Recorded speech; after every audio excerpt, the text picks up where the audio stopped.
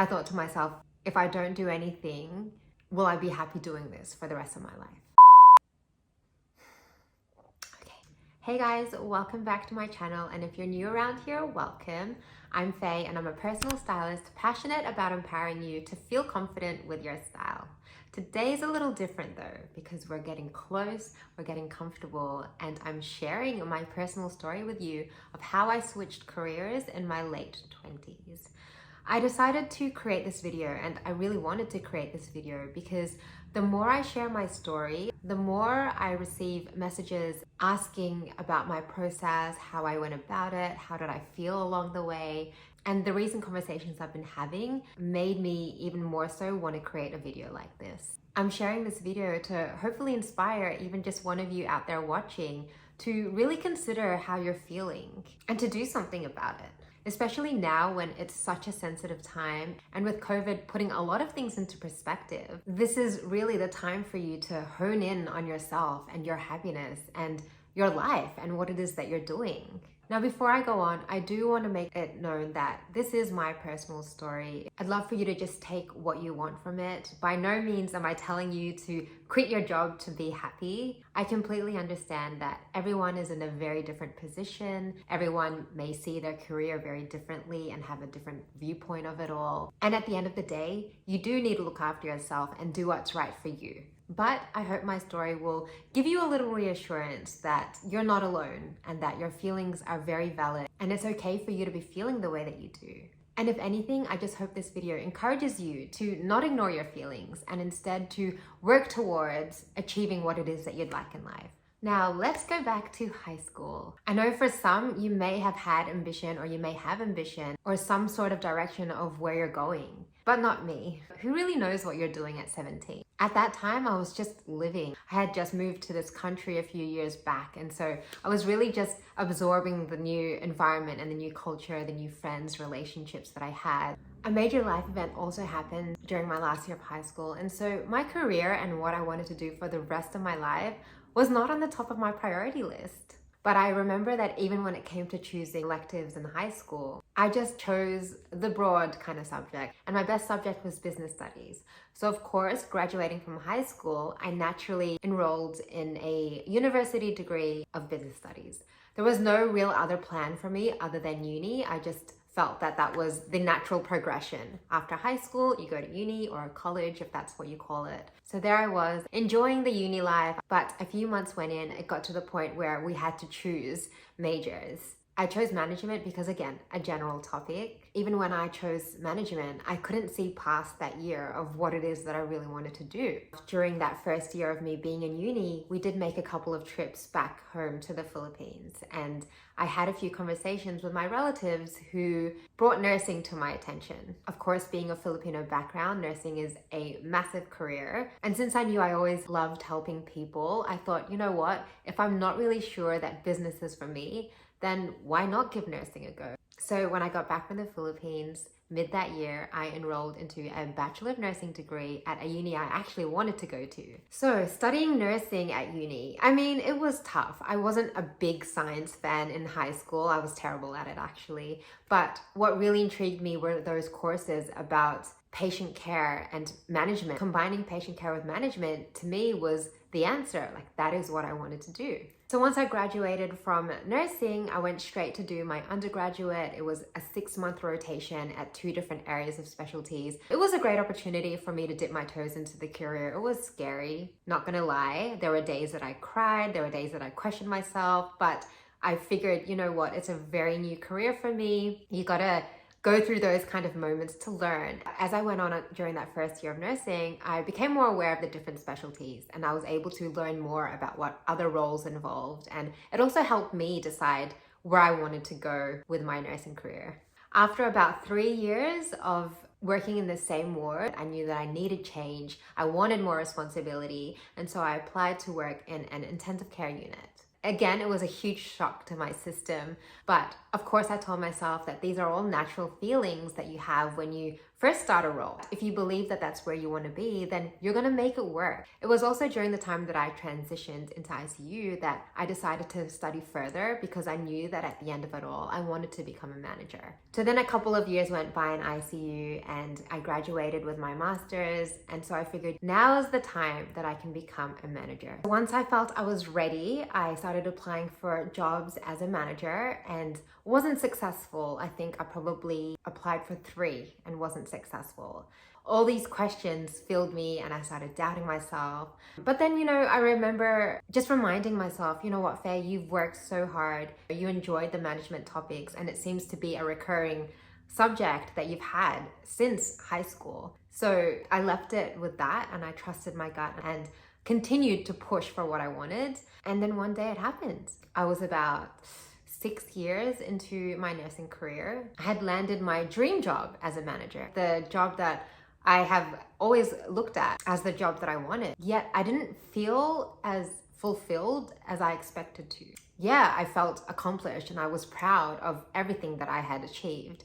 And I was very grateful for the opportunities that led me to where I was. But I was questioning, was it the job? Was I finding the job really difficult, or was it me? Of course I gave it time, because from my experience, that is what you need. You need time to ease into a new role, into a new environment, and into the new responsibilities that you have. But then the 3 months came by and I still found myself questioning. Now, don't get me wrong, I was lucky enough to be in that position. As I said, I was very grateful for the opportunities that were given to me, and everyone was so encouraging. But when you're feeling like it just isn't right for you, when there's just like a mismatch between what you're doing and you just can't really figure that out, there was like a void in me that just needed to be filled, and I couldn't quite figure out what that was. Then I knew deep down that I had to do something about it, because I thought to myself, if I don't do anything, will I be happy doing this for the rest of my life?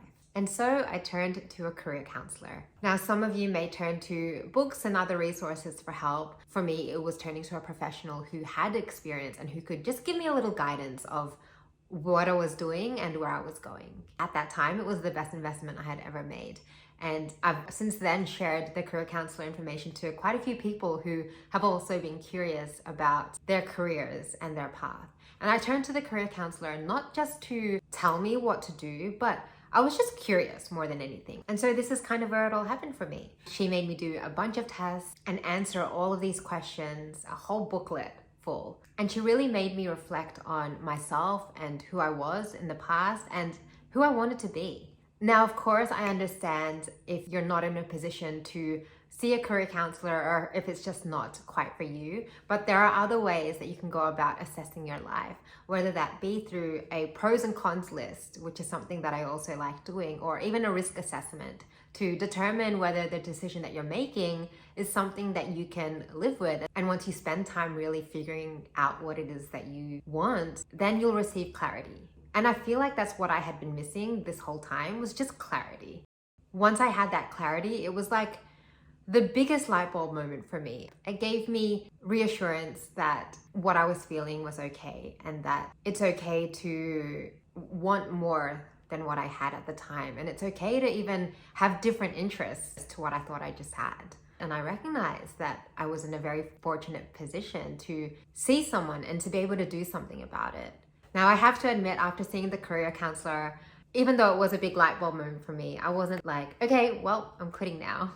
In fact, even after being faced with the decision to relocate and to reapply for new jobs, I still found myself looking up nursing jobs. There was still a part of me that was scared. The fear of the unknown, the fear of judgment, of what other people would think. And I know that you shouldn't care about what other people think, but I did, and I still do. It also helped that I have a very supportive partner who is actually the person responsible for helping me take the leap to try something new. He helped me realize that I have my nursing degree to fall back on, which again, I'm very lucky to have. And so I thought, you know what? Screw it. Like, what do I have to lose? I knew deep down inside that my gut was just telling me to do this. So I made the switch. Now, again, I completely understand that we are all in very different positions. And if you're not in that position to make the switch. This is why the risk assessment is so important. Fast forward to today, and I can tell you now that it has been a journey, and not an easy journey, I have to admit. I ended up going cold turkey and not really having a solid plan of what it is that I was doing, other than just starting a new venture and seeing where that would take me. So many times, I was faced with that decision of going back to nursing. I had family messaging me and reminding me to keep my registration and to keep my nursing skills up, as backup, which I appreciate. But again, gut and instinct was just telling me that I just couldn't do it. And not because it was a sign of failure, just a sign for me that I wanted to do more. So 2 years later, and I can confidently tell you that I am doing what I absolutely love doing. I feel aligned, and it's so clear to me, and it just makes me excited when I wake up. And I don't mind working during the weekends or even when I'm visiting my family and friends back home, because it's what I genuinely love to do. And that to me is what your job should be like. That to me means that you are doing what you love. Your job, it's a big part of your life. And so I honestly feel like you should enjoy what you're doing, and it should make you happy, and it should excite you. I'm so grateful for the barriers and the challenges and all those moments that made me question what I was doing and whether it was the right thing. The clarity that I received has given me the confidence now to know that what I'm doing is right for me, enough so that I'm sharing this story with you, and that I'm confident that you're also able to find that within yourself. And this is why I'm so passionate about helping others find clarity, whether that be through your style or just life in general. It excites me when I'm approached by people who are wanting to find that, because I know that they're seeking help because they want to reach their full potential. And I'm all about that. I'm all about helping others reach their full potential. I think that's a real driver in life. I've always wanted to share this story to help you get unstuck and to let you know that you're not alone and that your feelings are valid, and to reassure you that there's definitely a way out if you allow yourself to. And at the end of the day, it's totally okay if you don't know what you want to do. Even if you always knew what you wanted to do, and then one day you wake up and you think, okay, maybe I want to try something different, it's never too late for that. Because once you have clarity, there's something really magical about that. So that pretty much sums up my story. As I said, a lot has happened from when I went cold turkey to where I am now. But that's another story in itself. For now, I hope that this story inspired you. Trust yourself, trust your gut, really tune in with yourself and figure out the why of it all. If you enjoyed this video and like these types of videos, please let me know by giving this video a thumbs up, and of course, subscribe to this channel if you haven't already. I'll be sharing a lot more of my story and my life now as a business owner, as well as valuable styling strategies, style tips, and your how-tos. All right, good luck. Thank you for watching, and I'll see you in the next video. Bye.